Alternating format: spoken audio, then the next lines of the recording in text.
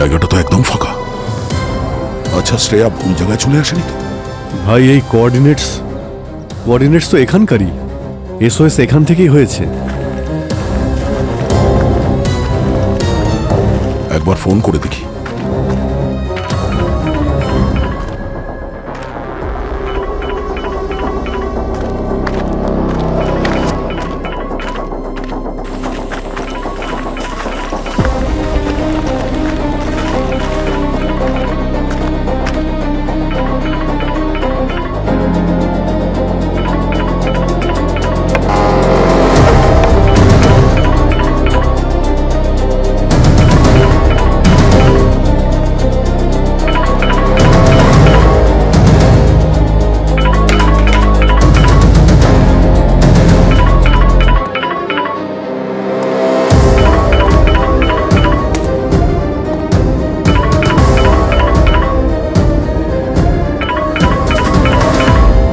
শ্রেয়ার phone. Sir, ফোনটা তো ভেঙে গেছে দেখছি। স্যার, এমনটা হয়নি তো যে শ্রেয়া সরলাকে বাঁচাতে এসেছিল, সরলার স্বামী শ্রেয়ার উপর আক্রমণ করে আর হাতাহাতিতে এই ফোনটা ভেঙে গেছে? রবি, জানি না এক্স্যাক্টলি এখানে কি হয়েছিল, কিন্তু এখানে শ্রেয়া সরলা কেউই তো নেই। দুজনকেই খুঁজতে হবে। এ আপনারা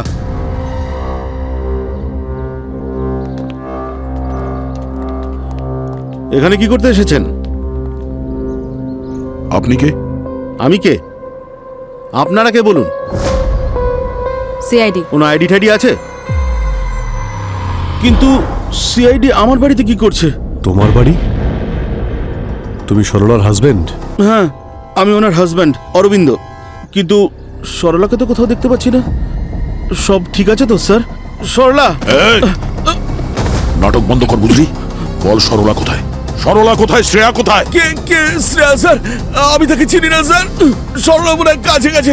আমি তো ডিউটি থেকে ঘুরিয়ে এলাম স্যার। মিথ্যে কথা বলিস না। সরলা সিআইডি অফিসার শ্রেয়াকে ফোন করেছিল।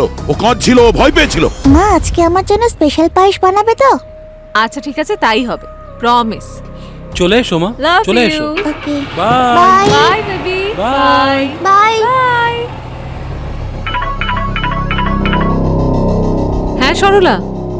দিদি দিদি, আমার বোন আমাকে নেশা করে আবার মারছে, টাকা চাইছে, আর দেব না বলাতে আরো বেশি করে মারছে। মারছে? তুমি ঠিক আছো তো? হ্যাঁ দিদি, আমি ঠিক আছি, কিন্তু আমার খুব ভয় করছে দিদি। আচ্ছা তুমি শান্ত হও, তুমি বলো তুমি কোথায়? দিদি, আমি ঘরে ঢুকে দরজা বন্ধ করে দিয়েছি। ও দরজা ভাঙার চেষ্টা করছে, যে কোনো মুহূর্তে ঢুকে পড়বে। দিদি বাঁচাও আমাকে তুমি। আমার কথাটা মন দিয়ে শোনো, তুমি ভেতরেই থাকো, একদম বাইরে বেরোবে না। আর দরজাটা ভেতর থেকে বন্ধ করে দাও। পারলে কোনো ভারী জিনিস দরজায় আটকে রাখো, ঠিক আছে? আমি এক্ষুনি আসছি। ঠিক আছে দিদি।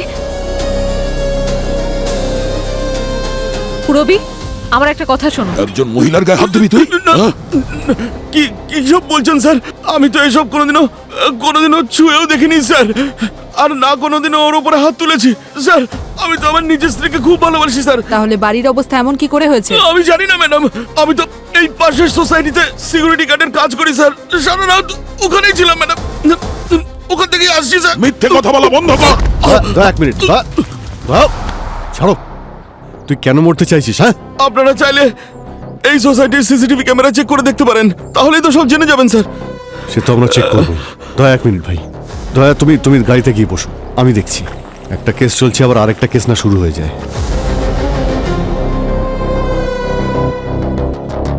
স্যার, হ্যাঁ স্যার, সরলাকে তো ফোনে পাচ্ছি না স্যার। ও নিজের ফোন তো কখনো সুইচ অফ করে রাখে না স্যার। ওর নিশ্চয়ই কিছু একটা হয়েছে।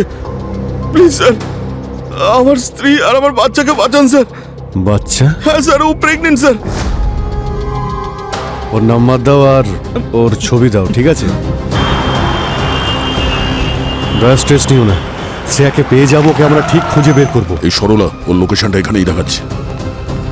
ফোন সুইচ অফ হওয়ার আগে ওর লাস্ট লোকেশন এখানেই ছিল। ক্রাইম টিপ? আগেও এখানে ক্রাইম হয়েছিল নাকি? মনে হচ্ছে পাওয়ার অফ। অভিজিৎ হতে পারে এই ক্রাইম সিন ঘেরাটোপের আড়ালে। এখানে কোনো অপরাধমূলক কাজ হচ্ছে।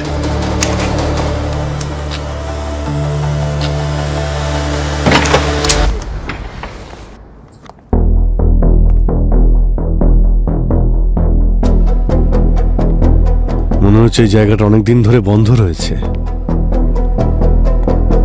কিন্তু কি হয়েছিল এখানে?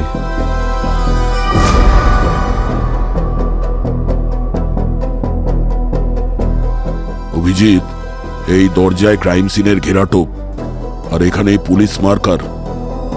তুমি ঠিকই বলছিলে, এটা ক্রাইম সিনই। কোনো ইনভেস্টিগেশন হয়েছে এখানে? সরলার ফোনের লাস্ট লোকেশনটা এখানে দেখাচ্ছে। ও এখানে কি করতে এসেছিল?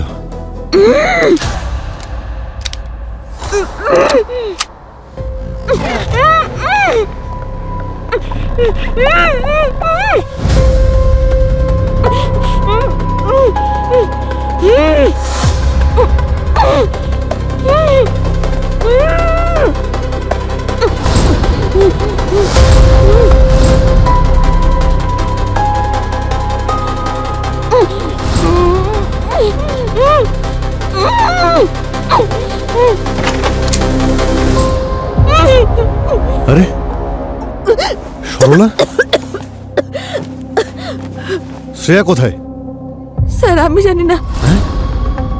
জানো না মানে? তুমি তোকে ফোন করে ডেকেছিলে যে তোমার স্বামী তোমার উপর নাকি অত্যাচার করছে। স্যার আমি ফোন করেছিলাম, কিন্তু ও ও আমাকে বলেছিল ফোন করার জন্য। কে কি কে বলেছিল? স্যার স্যার আজ সকালে বাড়ির বাইরে কেউ একজন আসলো। আমার মনে হলো বর এসেছে হয়তো। আমি যেই দরজা খুললাম স্যার, আমার মুখের ওপর স্প্রে করে দিল।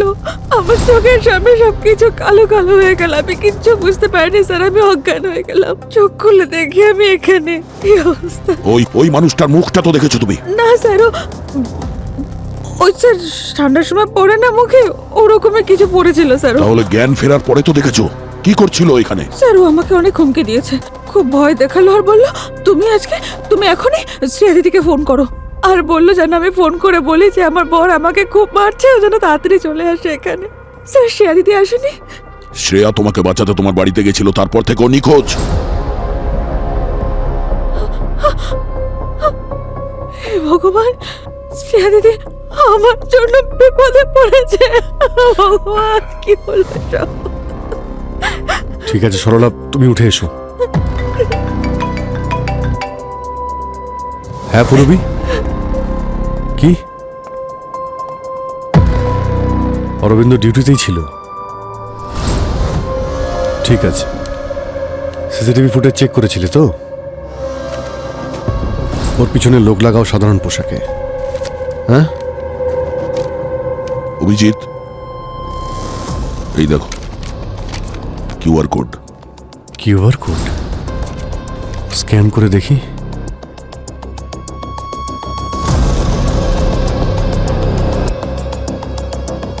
এ তো টাইমার স্টার্ট হয়েছে আর কাউন্টডাউন তো উল্টো চলছে। হ্যাঁ, ব্যাপারটা কি? এটা যখন জিরোতে পৌঁছবে তখন কি হবে? সেটাই তো জানি না অভিজিৎ। আর যাই হোক না কেন, আমাদের জন্য এটা ওয়ার্নিং। এই কিডন্যাপার সবকিছু টাকার জন্য করছে না, অন্য কোনো উদ্দেশ্য আছে। বিরাট বড় গেম খেলছে আমাদের সঙ্গে। স্যার একবার শুধু শ্রেয়া ফিরে আসুক। স্যার ওই কিডন্যাপাররা কিছু করে দেয়নি তো ওকে? ও ঠিক আছে তো? ও ঠিক আছে দয়া, ওর কিচ্ছু হবে না। ওই কিডন্যাপার শ্রেয়াকে কিডন্যাপ করার এত বড় প্ল্যান যখন বানিয়েছে, তাহলে কারণ ছাড়া ওর কোনো ক্ষতি করবে না। ও নিশ্চয়ই শ্রেয়ার মাধ্যমে আমাদের কাছে কিছু চাইছে, আর যতক্ষণ না ওর ডিমান্ড ফুলফিল হবে শ্রেয়ার কোনো ক্ষতিও করবে না। স্যার হ্যাঁ, স্যার এই ভিডিও কোনো নাল রুটার সাইট থেকে পোস্ট করা হয়েছে। আমি এটার অরিজিন ট্রেস করার চেষ্টা করছি, কিন্তু স্যার এর আইপি অ্যাড্রেস প্রত্যেকটা সেকেন্ডে জাম্প করছে, রিরাউট হচ্ছে। স্যার একটু সময় লাগবে ট্রেস করতে। না পুরবি, আমাদের হাতে সময় নেই। আমাদের শ্রেয়াকে বাঁচাতে হবে। স্যার, হ্যাঁ, সরলার ল্যাব রিপোর্ট চলে এসছে স্যার। ওকে সোলোরোফর্ম আর ইথনজলের ওভারডোজ দেওয়া হয়েছে। এই কিডন্যাপিংটা অরবিন্দ আর সরলার কাজ হতে পারে না। এর পেছনে অন্য কেউ আছে।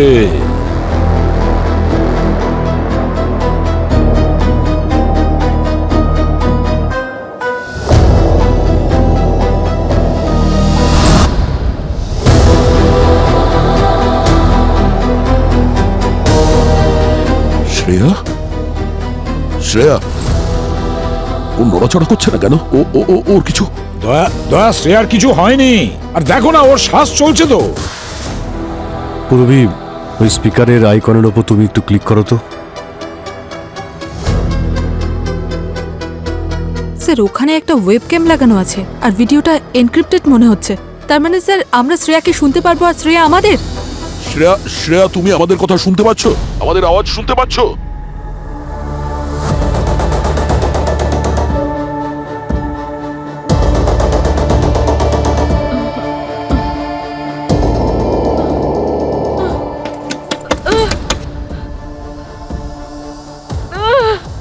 হ্যালো হ্যালো, কেউ আছেন? বাইরে বের করুন, বাঁচাও। কেউ আমার কথা শুনতে পাচ্ছেন? শ্রেয়া, দুশ্চিন্তা করো না, শান্ত হও। দেখো, আমি এসিপি বলছি, আমরা সবাই এখানে আছি। স্যার, স্যার আমি কিছু দেখতে পাচ্ছি না স্যার। স্যার আপনি কোথায় স্যার? আমি কোথায় স্যার? স্যার আমাকে এখান থেকে বের করুন প্লিজ। দেখো শ্রেয়া, তুমি আমাদের দেখতে পাচ্ছ না কোনো ব্যাপার না, কিন্তু আমরা তোমাকে দেখতে পাচ্ছি। তোমার কথা আমরা শুনতে পাচ্ছি, আর আমাদের কথাও তুমি শুনতে পাচ্ছ তো? দেখো শ্রেয়া, টেনশন করো না, চিন্তা করো না, আমরা তোমার কোনো ক্ষতি হতে দেব না, বুঝেছো? এবার শুধু এটা বলো, কি হয়েছিল? স্যার আমার কিছু মনে পড়ছে না। আমি সরলার বাড়িতে গেছিলাম আর আমার উপর কেউ অ্যাটাক করে কেমিক্যাল স্প্রে দিয়ে, আর তারপর চারিদিকে অন্ধকার হয়ে যায়। আমার কিছু মনে পড়ছে না স্যার। স্যার স্যার আমাকে এখান থেকে বের করুন। শ্রেয়া, জ্ঞান হারানোর আগে তুমি ওখানে কিছু তো দেখেছো? ওই লোকটার মুখ কিংবা ওর বডিতে কোনো ট্যাটু কিংবা ওর আওয়াজ, যাতে আমাদের কোনো সুবিধা হয়। স্যার সবকিছু খুব তাড়াতাড়ি হয়ে গেছে, আমার কিচ্ছু মনে পড়ছে না। শ্রেয়া, এটা কিভাবে সম্ভব? তুমি একজন CID officer, you trained for this. দয়া, আস্তে আস্তে। শ্রেয়া, শ্রেয়া তুমি ভয় পেও না, একটু রিল্যাক্স হয়ে যাও। তুমি কনসেন্ট্রেট করো। আশেপাশে কোনো শব্দ শুনতে পাচ্ছ?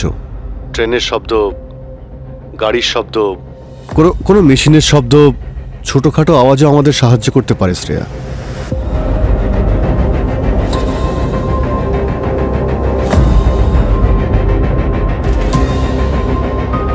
এখানে বড্ড নিস্তব্ধতা স্যার, কোনো আওয়াজ শুনতে পাচ্ছি না। শ্রেয়া, আশপাশটা দেখো, আশেপাশে কোনো জিনিস, কোনো অবজেক্ট বা যে কোনো কিছু।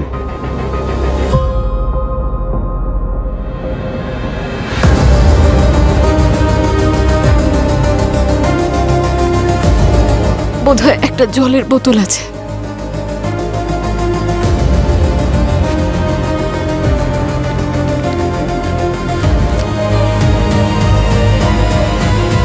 স্যার একটা পেপার আছে এখানে, সিআইডি লেখা আছে। দেখো কি লিখেছে। স্যার এতে কিছু একটা লেখা আছে। তাহলে পড়ে বলো আমাদের। তুমি তুমি একটা বাক্সতে বন্দি, তোমাকে জ্যান্ত কবর দেওয়া হয়েছে 6 গজ এর মাটির নিচে।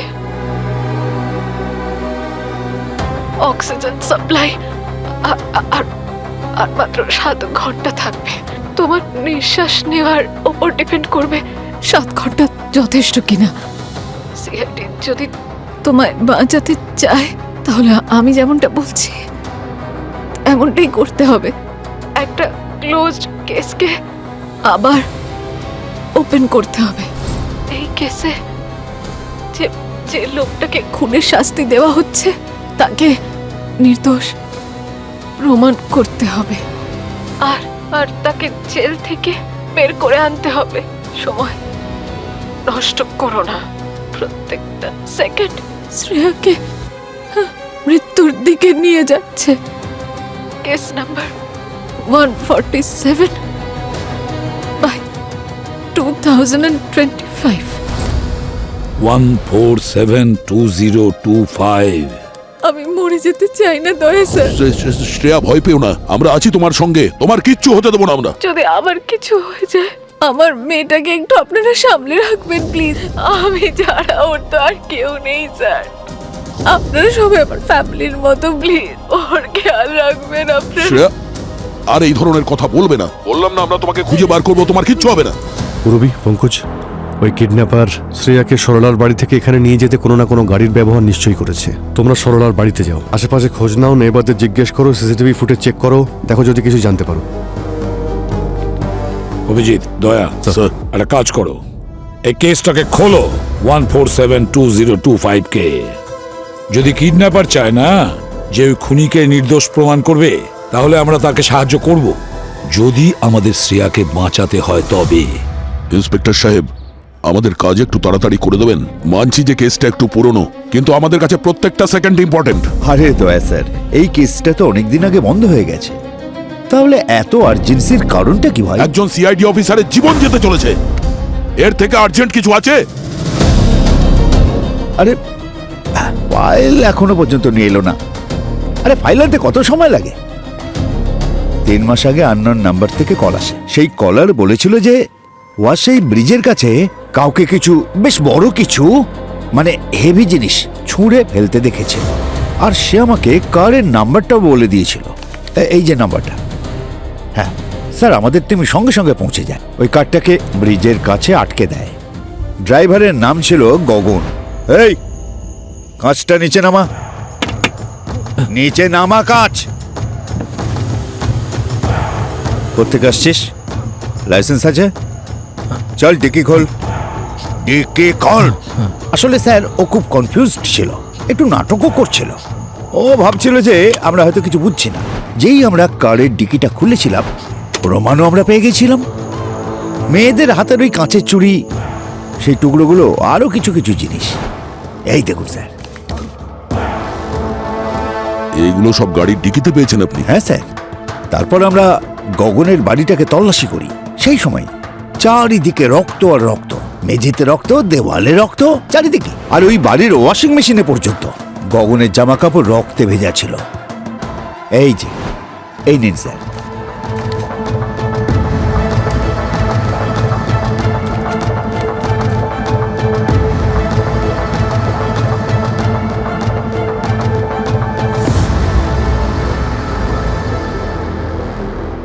এটা এটা গগনের বাড়ি? হ্যাঁ স্যার। এটা তো সেই জায়গা যেখান থেকে সরলাকে পেয়েছিলাম।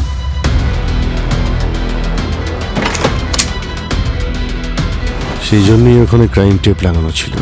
ওই বাড়িটা গগনের কেসের ক্রাইম সিন ছিল। স্যার, গগনের স্ত্রী সোনাক্ষী সেই রাত থেকে নিখোঁজ ছিল, আর মাত্র 1 মাস আগেই ওদের বিয়ে হয়েছিল। ফরেন্সিক রিপোর্টে কি পেয়েছেন? স্যার, সোনাক্ষীর টুথব্রাশ আর হেয়ার ব্রাশ ডিএনএ স্যাম্পেলের জন্য নেওয়া হয়েছিল, ম্যাচ করানোর জন্য।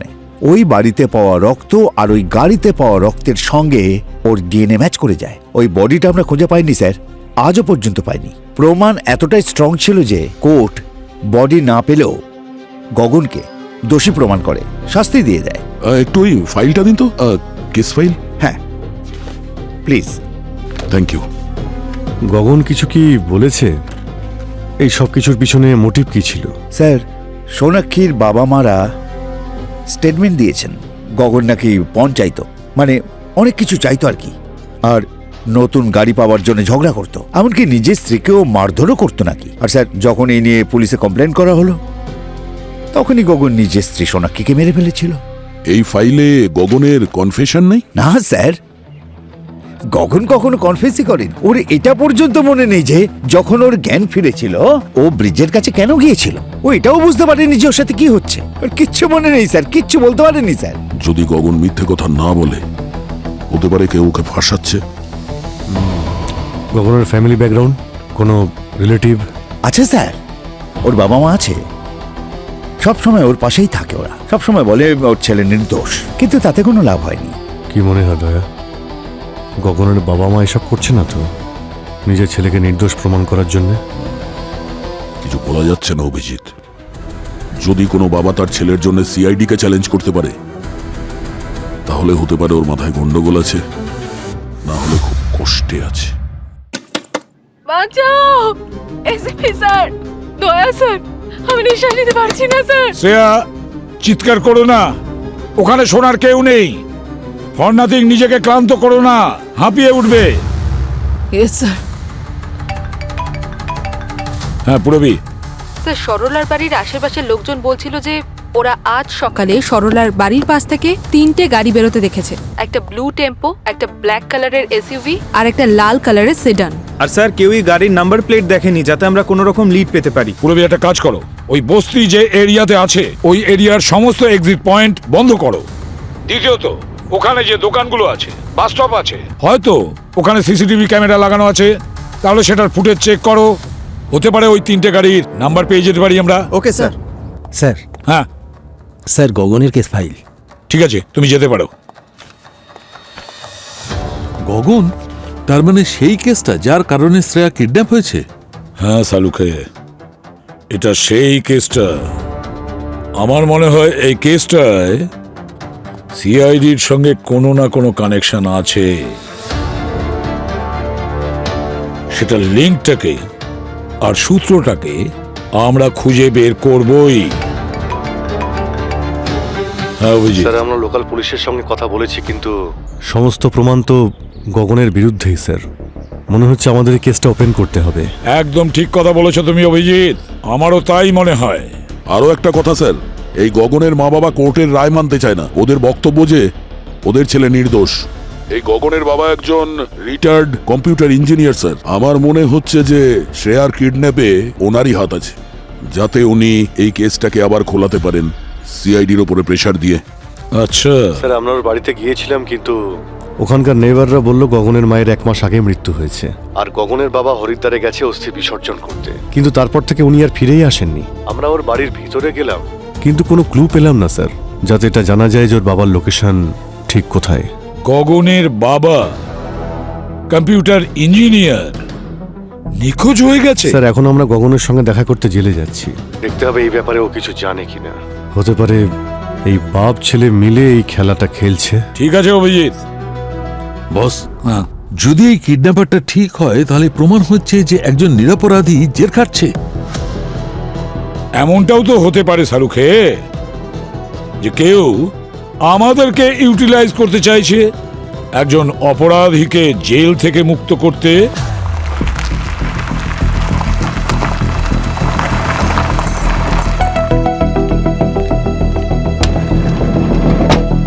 By bye bye bye. Mika, Daya sir, Abhijit uncle. ইয়া আমরা এখান থেকে যাচ্ছিলাম আর আমার মনে হলো মিকা স্কুল থেকে এখান দিয়েই যায়, তাই ভাবলাম তোমাকে আজকে আমরা পিক করি। মা কোথায়? আমাকে ড্রপ করে মা তো অফিসে চলে গেল। মা ঠিক আছে তো? হ্যাঁ মা ঠিক আছে বাবু। আচ্ছা, আমি বুঝে গেছি। মা আমার জন্য বাড়িতে পায়েস রান্না করছে, সকালেই বলেছিলাম মাকে।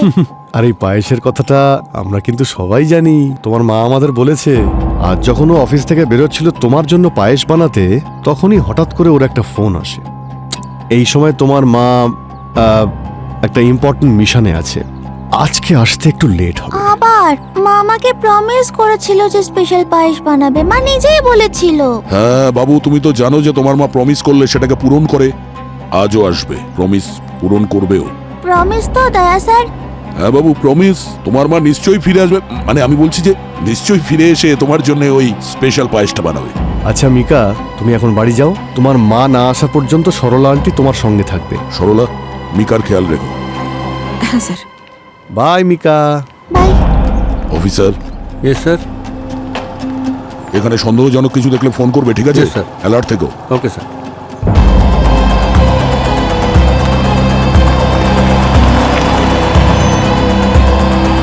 স্যার আমি কিচ্ছু করিনি, আমি আমার ওয়াইফকে মার্ডার করিনি স্যার।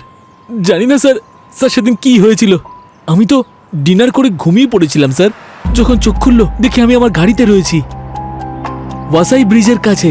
আমি জানি না ওখানে কি করে পৌঁছালাম। তারপর কি হলো? পুলিশ আমাকে অ্যারেস্ট করে নিল, বলল আমি নাকি আমার ওয়াইফকে খুন করেছি। স্যার পুলিশ আমাকে প্রমাণ দেখালো, রক্ত, আমার ওয়াইফের চুড়ি। স্যার ওনারা আমাকে ফটো দেখালেন ভাঙাচোরা ফার্নিচারের, আর সোনাক্ষীর মা বাবার বয়ান। আমি তখন বুঝতে পারলাম যে কেউ আমাকে একটা ফাঁসিয়েছে। তোমাকে কেন ফাঁসাচ্ছে ওরা? স্যার আমি আজ অবধি সোনাক্ষী কিংবা ওর মা বাবার কাছে পণের কোনো দাবিই করিনি। স্যার আমি একজন স্টক ট্রেডার, আমার টাকার দরকার ছিল না, আমার কাছে টাকা ছিল। স্যার আমি জীবনে কোনোদিনও সোনাক্ষীর গায়ে হাত তুলিনি। আর হাত কেন স্যার, আমি আজ অবধি ওর উপরে চিৎকার করিনি। মানে সোনাক্ষীর মা বাবাও মিথ্যে কথা বলছে? জানি না স্যার, সোনাক্ষীর মা বাবা মিথ্যে কথা বলছে নাকি সোনাক্ষী নিজে। তার মানে হতে পারে যে সোনাক্ষী ওর মা বাবাকে বলেছে ওর গায়ে হাত তোলার কথাটা আর পণ নেওয়ার কথাটা, আর সোনাক্ষীর মা বাবা নিজেদের মেয়ের কথাই বিশ্বাস করেছেন। কিন্তু স্যার আমাকে সোনাক্ষী ফাঁসিয়েছে। স্যার সেদিন ও নিশ্চয়ই খাবারের মধ্যে এমন কিছু মিশিয়েছিল যে খাবার খাওয়ার পরে আমার এত গভীর ঘুম পায় যে আমি বুঝতেই পারিনি কি হচ্ছে। আর স্যার, তারপরে সোনাক্ষী সবকিছু প্ল্যান করেছে। ও নিজে ফার্নিচার ভেঙেছে, রক্ত ছড়িয়েছে, আর আমার ফিঙ্গারপ্রিন্টস সমস্ত এভিডেন্স প্ল্যান করেছে, আর আমাকে গাড়িতে বসিয়ে ওয়াসাই ব্রিজের কাছে ছেড়ে দিয়েছে। স্যার, কেউ আমার কথা বিশ্বাস করেনি, না পুলিশ অফিসাররা, না court. Sir please sir, sir sir আমি আপনারা প্লিজ আমার কথাটা বিলিভ করুন স্যার। আমি সত্যি বলছি, কিচ্ছু করিনি স্যার। তোমার বাবা মা তোমার কথায় বিশ্বাস করেছিলেন তো? এখনো কি করেন? শুধুমাত্র ওরা দুজনই যারা আমার কথা বিশ্বাস করেছিল। আমার মা এই বদনামি, লোকেদের কথা আর আমার বিরুদ্ধে করা অভিযোগ সহ্য করতে পারেনি। আমার মা সুইসাইড করে ফেলে স্যার। তোমার বাবার সঙ্গে তো কথা হয় না তোমার? না স্যার, মায়ের চলে যাওয়ার পর এই ধরুন প্রায় মাসখানেক আগে একটু কথা হয়েছিল। আপনারা এরকম কেন জিজ্ঞাসা করছেন? স্যার, আমার বাবা ঠিক আছেন তো? ওনার কিছু হয়নি তো? হে ভগবান, জীবনের একটা ভুল ডিসিশন আমার সবকিছু শেষ করে দিল। ভুল ডিসিশন মানে? বিয়ের আগে সোনাক্ষীর একটা ছেলের সঙ্গে অ্যাফেয়ার ছিল, আর আমি এ ব্যাপারে পুরো নিশ্চিত স্যার। এই সব কিছুর পেছনে ওর বয়ফ্রেন্ড ওকে সাহায্য করেছে স্যার। আমার কপালটা দেখেছেন স্যার, ওরা নিজেদের লাইফটাকে এনজয় করছে, আর আমি শাস্তি ভোগ করছি সেই অপরাধে যেটা আমি কোনোদিন করিনি। তুমি নিজেকে জেল থেকে বার করবার জন্য কোনো চক্রান্ত করছো না তো? এটা আপনি কি বলছেন স্যার? আমি বুঝতে পারলাম না। মানে এটা যে তোমাকে জেল থেকে বের করার জন্য সিআইডির উপর কেউ প্রেসার দিচ্ছে। সিআইডির এক অফিসারকে কিডন্যাপও করা হয়েছে। স্যার, সিআইডি অফিসারকে কিডন্যাপ করেছে? সেই জন্যই তোমাকে বারবার জিজ্ঞেস করছি, শেষবার তোমার বাবার সঙ্গে কবে দেখা হয়েছিল তোমার? আচ্ছা স্যার, আপনাদের এটা মনে হচ্ছে না তো যে আমাকে ছাড়ানোর জন্য আমার বাবাই সবকিছু করেছে? এরকম হতে পারে না স্যার, আমার বাবা এরকম করতে পারে না। উনি তো বেচারা হার্টের পেশেন্ট স্যার। এখন বলো, তোমার বাবার সঙ্গে কবে কথা হয়েছিল? কোথায় থাকেন উনি? স্যার, আমি বললাম তো আমার সাথে ওনার কথা হয়নি, আর আমি জানিও না উনি এখন কোথায় থাকেন। লাস্ট মান্থ উনি আমাকে একটা পার্সেল পাঠিয়েছিলেন, আয়ুর্বেদিক মেডিসিন ছিল তাতে। আমার লিভার ডায়াবেটিস আছে স্যার, তাই সেই জন্য প্রতি মাসে উনি আমাকে মেডিসিন পাঠান। ওই কুরিয়ারটা কোথা থেকে এসেছে? জেলার সাহেব এনে দিয়েছিলেন, প্রত্যেক মাসে উনিই এনে দেন।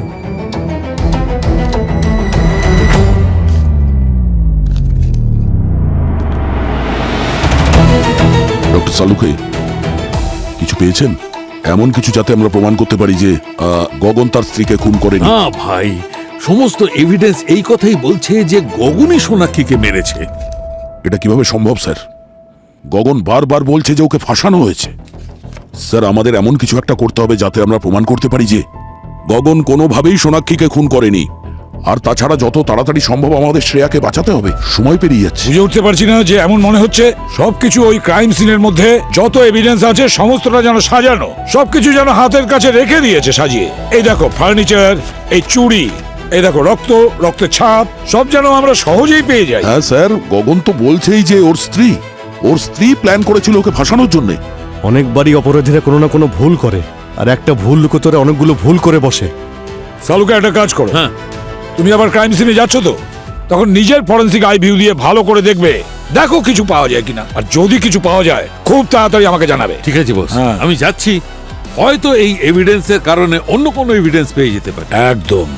এবারে আমাদের টার্গেট এমন ক্রিমিনালকে যার শাস্তি অলরেডি হয়ে গেছে, তাকে নির্দোষ প্রমাণ করে ছাড়বো।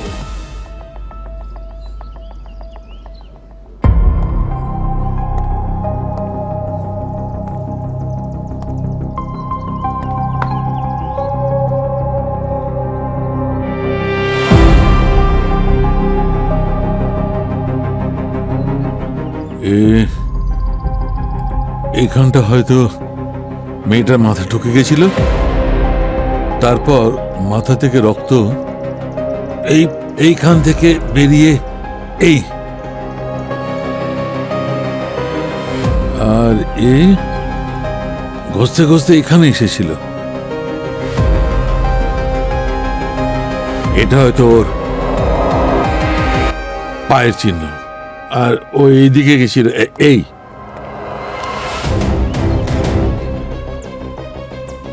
এইখানে হয়তো নিজেকে সামলানোর জন্য হাত রেখেছিল, রক্তের দাগ লেগেছে। এটা পায়ের চিহ্ন। এখানে কোনো গন্ডগোল আছেই বস। আপনার এটা কেন মনে হচ্ছে? মেয়েটার হাইট হবে এই 5 ফুট 2 ইঞ্চি, আর ছেলেটার হাইট হবে 5 ফুট 10 ইঞ্চি। 5 ফুট 10 ইঞ্চির একটা লোক কোনো মেয়েকে, 5 ফুট 2 ইঞ্চির মেয়েকে মেরেছে এইভাবে অথবা এইভাবে।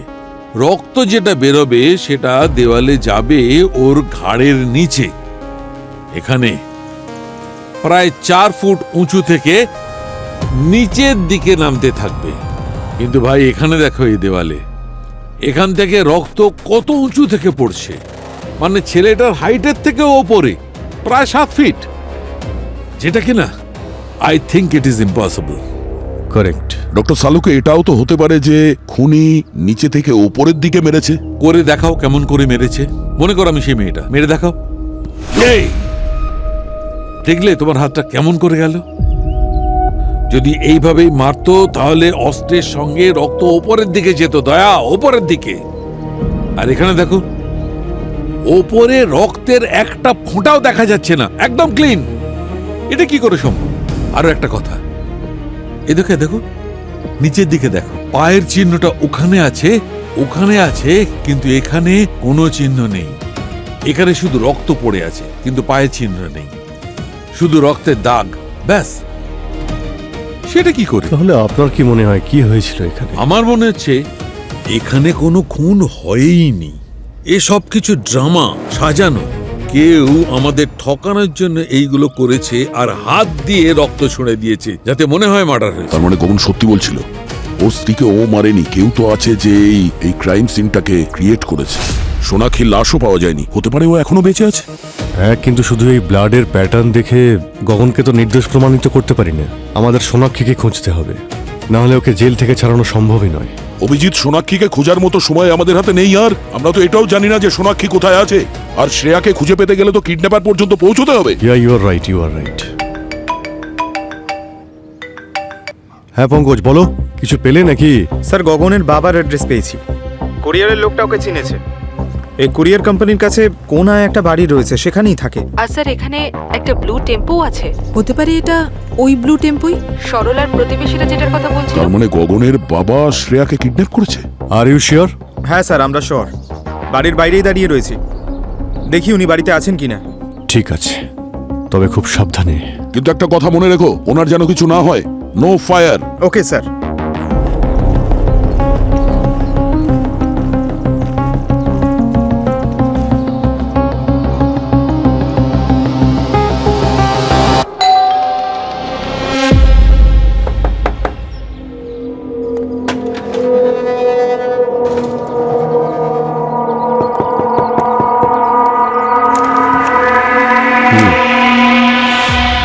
সিআইডি, কিছু প্রশ্ন করার আছে। আপনাকে আমাদের সঙ্গে বিউরো যেতে হবে। আপনারা গগনের কেসের ব্যাপারে এসছেন না? হ্যাঁ। 1 মিনিট।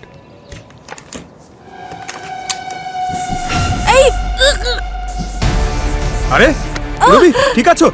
অঙ্কুশ, তুমি যাও, তুমি যাও, ধরো ওকে। এই!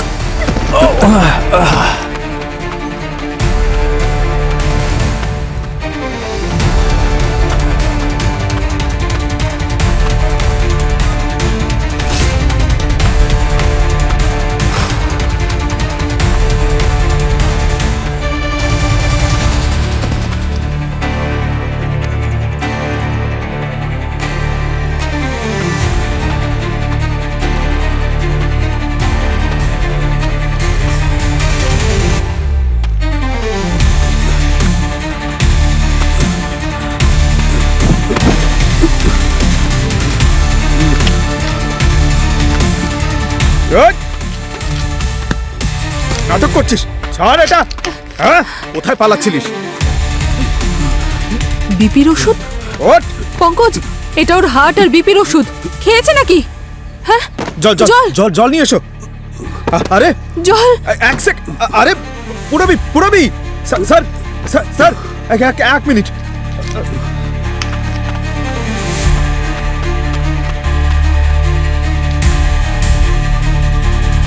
পুরবি পুরবি তাড়াতাড়ি জল নিয়ে এসো। এই যে জল জল জল জল জল। স্যার স্যার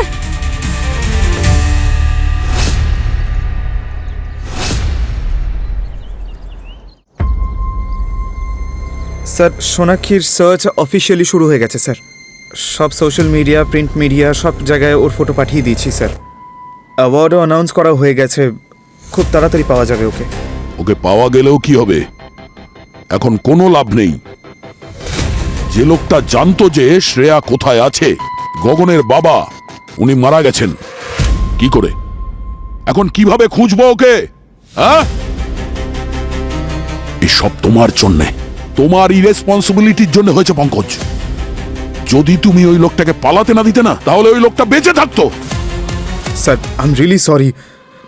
ও হঠাৎ করে ভেতরে গিয়ে আমাদের মুখে স্প্রে মারলো, তারপর পালিয়ে গেল। আমরা বুঝতে ও পারি যদি স্প্রে করতো, গুলি চালাতো, তাহলেও তুমি এটা বলতে যে আমি কিছুই বুঝতে পারিনি।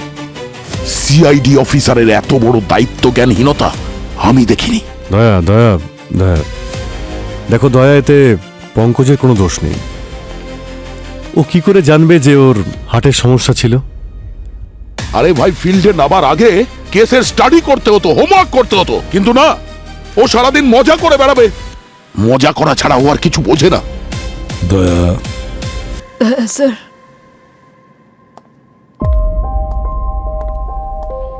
আমার মেয়েটাকে আপনি একটু দেখবেন। হ্যাঁ, যদি আমার আমার কিছু হয়ে যায় তাহলে। শ্রেয়া, শ্রেয়া, দেখো, ভেঙে পড়লে হবে না তো। তুমি একজন সিআইডি অফিসার। আচ্ছা, এটা বলো যে তোমার ওখানে আশেপাশে কোনো আওয়াজ শুনতে পাচ্ছ? গান, কোনো স্মেল, যাতে আমাদের সুবিধা হয়।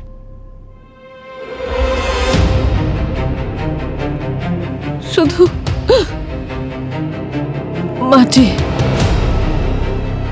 ভেজা মাটি, আর কিচ্ছু না। স্যার হ্যাঁ পুরবি, স্যার আমরা গগনের বাবা টেম্পো থেকে এটা পেয়েছি। কি? স্যার এটা দেই স্যারের টোল রিসিপ্ট। ওই টেম্পো এই টোল পোস্ট অনেকবার ক্রস করেছে, কিন্তু কোথায় গেছে সেটাই তো বোঝা যাচ্ছে না। ওই টেম্পো থেকে আর কিছু পেয়েছো নাকি? হ্যাঁ স্যার, ওখানে একটা কোদাল পেয়েছি যার গায়ে মাটি লেগেছিল। স্যার হয়তো কোদালটা ব্যবহার করা হয়েছে শ্রেয়াকে কবর দেওয়ার জন্য। শালুকে একটা কাজ করো, আবার মাটিটা নাও আর খোঁজ নাও ওই মাটিটা কোথাকার, কোন এরিয়ার। ওকে ওকে। আর তোমরা সবাই মিলে একটা কাজ করো, দেহিসারের ওই টোল ট্যাক্সের এরিয়াতে যাও। ওই এরিয়ার প্রত্যেকটা জায়গা ভালো করে দেখো, নির্জন এলাকা, ময়দান এলাকা, সব জায়গায়। শ্রেয়াকে ওখানেই বোধহয় লুকিয়ে রেখেছে। খুঁজে বের করো শ্রেয়াকে, খালি হাতে তোমরা ফিরো না।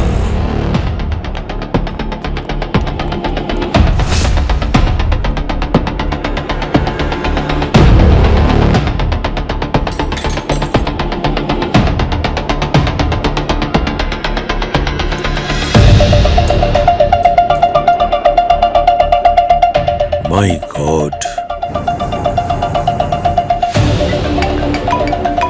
হ্যাঁ ডক্টর সালুখে, দেখো, ওই মাটিটা টেস্ট করা হয়ে গেছে, আর এই মাটি থেকে আমি ডেরিয়াম নাইট্রেট আর টেলিমোনিয়াম পাউডারের ট্রেসেস পেয়েছি। আর একটা কথা মনে রেখো অভিজিৎ, ডেরিয়াম নাইট্রেট আর টেলিমোনিয়াম পাউডার বাজি তৈরি করার কাজে লাগে। তার মানে এটা এমন একটা জায়গা যার আশেপাশে বাজি তৈরি হয়। মানে শ্রেয়াকে কোনো বাজি কারখানার আশেপাশে রাখা হয়েছে। দেহিসার চেকপোস্টের কাছাকাছি একটা ইন্ডাস্ট্রিয়াল বেল্ট আছে, খুব ছোট ছোট ইউনিট আছে যারা বাজি তৈরি করে। আর তার আশেপাশে কোনো উর্বর জমি নজরে পড়লে ভালো করে দেখো। স্যার স্যার দুটো ফ্যাক্টরি ডিটেক্ট করা যাচ্ছে, একটা কোস্টাল ফায়ারওয়ার্কস আর একটা গ্রিন স্টার ম্যানুফ্যাকচারিং। দুটো লোকেশনেই আপনাদের পাঠাচ্ছি। পুরবি একটা কাজ করো, তোমরা কোস্টাল ফায়ার ওয়ার্কসের দিকে যাও, আর আমি আর দয়া গ্রিন স্টার ফায়ার ওয়ার্কসের দিকে যাচ্ছি। স্যার তাড়াতাড়ি করো অভিজিৎ, তাড়াতাড়ি, আমাদের হাতে মাত্র 10 মিনিট সময় আছে।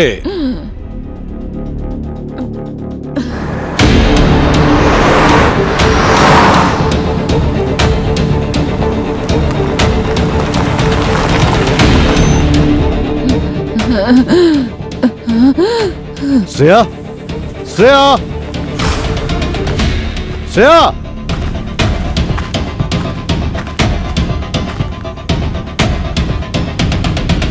শ্রেয়া, শ্রেয়া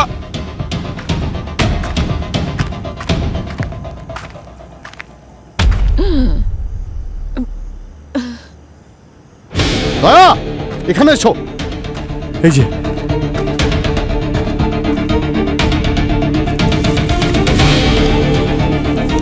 এক মিনিট, আমি কোদাল গাইতে নিয়ে আসছি। তাড়াতাড়ি। হ্যাঁ।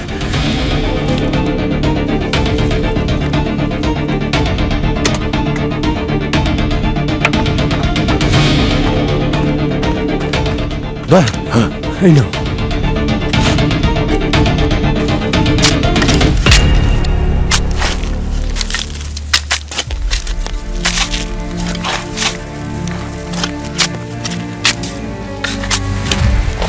এক মিনিট কত আছে এখানে?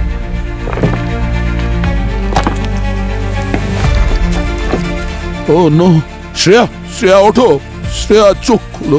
শ্রেয়া, নিঃশ্বাস পড়ছে না, পালস নেই। Shreya, hello, ambulance. শ্রেয়া ওঠো।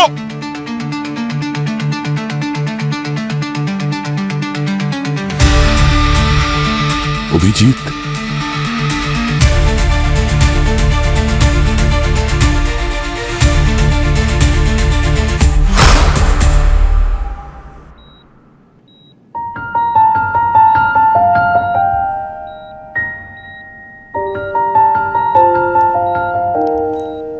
শ্রেয়া, মা তুমি উঠে পড়েছো? হ্যাঁ বাবা, তুমি ঠিক আছো? হ্যাঁ আমি একদম ঠিক আছি, আর দয়া আঙ্কেলও।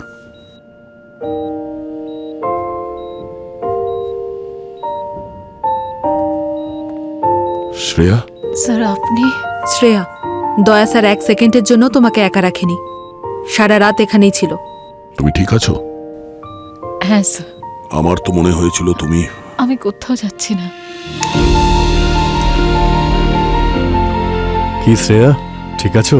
হ্যাঁ স্যার। তোমার মা কেমন আছে? আমি ঠিক আছি স্যার। গুড। স্যার, ওই গগনা সোনাক্ষীর কোনো খোঁজ পেলেন? কেসটা ক্লোজ হয়ে গেছে দয়া। সোনাক্ষী হিমাচলে ধরা পড়েছে ওর সিক্রেট লাভারের সঙ্গে। দুজনকে অ্যারেস্ট করা হয়েছে। মানে আমাদের সন্দেহটা ঠিকই ছিল।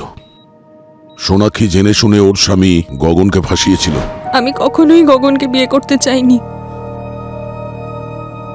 কিন্তু বাড়ির লোকেরা জোর করে ওর সঙ্গে আমার বিয়ে দিয়ে দেয়। ও খারাপ লোক ছিল না, কিন্তু আমি ওকে ভালোবাসতে পারিনি। আমি অন্য কাউকে ভালোবাসতাম আর ওর সঙ্গেই থাকতে চেয়েছিলাম। সেই জন্য আমরা দুজন মিলে ওকে সরিয়ে দেওয়ার প্ল্যান করলাম। আমরা ওর উপর আমার খুনের মিথ্যে কেস করলাম। আমার রক্ত সারা ঘরে ছড়িয়ে দিলাম আর সবকিছু ভেঙে চুরে দিয়েছিলাম। তারপর পালিয়ে গেলাম।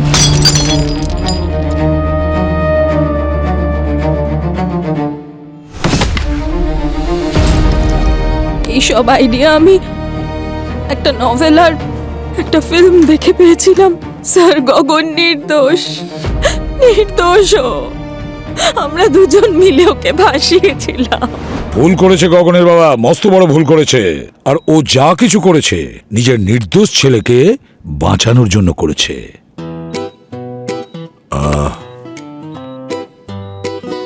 Pankaj, I am very sorry. আমার গতকাল তোমার সাথে ওইভাবে কথা বলা উচিত হয়নি। আমি একটু বেশি উত্তেজিত। আরে স্যার, আপনি আমাকে কেন লজ্জিত করছেন? আরে একজন বুদ্ধিমান ব্যক্তি বলেছেন, সিনিয়রের বকা শুনলেই জুনিয়ররা সিনিয়র হতে পারে। আর সিনিয়র বদমেজাজি হলে আরো তাড়াতাড়ি শিখে যায়।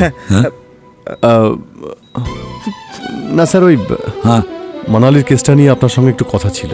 হ্যাঁ, তাড়াতাড়ি। Get well soon. ওকে, এসো পঙ্কজ। বাই। বাই। টাটা। হ্যাঁ, আমি আসছি স্যার। এসো। Thank you sir. Please don't mention. যাই হোক, আমি এখন আসছি, পরে আসবো, ঠিক আছে? ওকে। বাই বাবু। তুমি তোমার প্রমিস রেখেছো, থ্যাংক ইউ। কোন প্রমিসটা? মাকে ফিরিয়ে আনার প্রমিস। তুমি এরকমই হাসি খুশি থেকো। এটাই আমাদের কাছে সব থেকে বড় রিওয়ার্ড, ঠিক আছে? আর আমি যখন আসবো তখন কিছু নিয়ে আসবো।